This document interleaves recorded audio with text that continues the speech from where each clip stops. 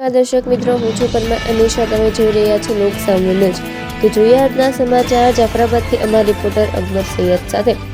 અમરેલીના જાફરાબાદ દરિયાકાંઠે તંત્ર એલર્ટ મોડમાં. દરિયો તોફાની બનતા લગાવ્યું નંબર 3 સિગ્નલ. અમરેલી જિલ્લાના દરિયાકાંઠે તંત્ર એલર્ટ મોડમાં આવ્યું છે. દરિયો વધુ તોફાની બનવાની શક્યતાને ધ્યાનમાં રાખીને તંત્ર દ્વારા તાત્કાલિક ભયજનક નંબર 3 સિગ્નલ લગાવવામાં આવ્યું છે. માછીમારો અને દરિયાકાંઠાના લોકોને સંપૂર્ણ સાવચેતી રાખવા અપીલ કરવામાં આવી છે. અમરેલી જિલ્લાના જાફરાબાદ, રાજુલા, પીપાવાવ, કોસ્ટલ બેટ વિસ્તારમાં દરિયો તોફાની બનતા તંત્ર દ્વારા એલર્ટ જાહેર કરવામાં આવ્યું છે. દરિયાની સ્થિતિ વધુ ગંભીર બનવાની શક્યતાને ધ્યાનમાં રાખીને ભયજનક નંબર 3 સિગ્નલ લગાવવામાં આવ્યું છે.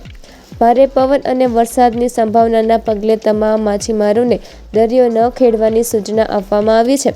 સાથે જ દરિયાકાંઠે વસતા લોકોને પણ સાવચેત રહેવા તેમજ બિનજરૂરી રીતે દરિયાકાંઠા વિસ્તારમાં અવરજવર ન કરવા પણ અપીલ કરવામાં આવી છે.